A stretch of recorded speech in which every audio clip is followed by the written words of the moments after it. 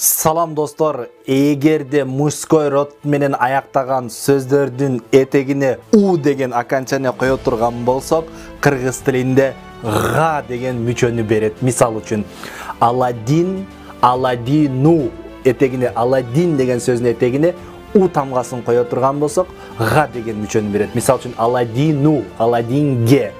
Я сказал Аладдину, мен Аладдинге айттым.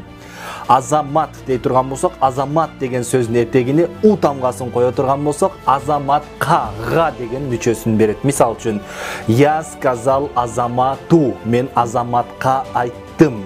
Например, Манас, Манасу десек, Манаска болот. Я сказал Манасу, мен Манаска айттым болот. Достор, эми мен сиздерге бир тапшырма берем. Сөзсүз комментарийге белгилеп, комментарийде калтыра кетиңиз. Мен туура же туура эмес экенин текшеремин.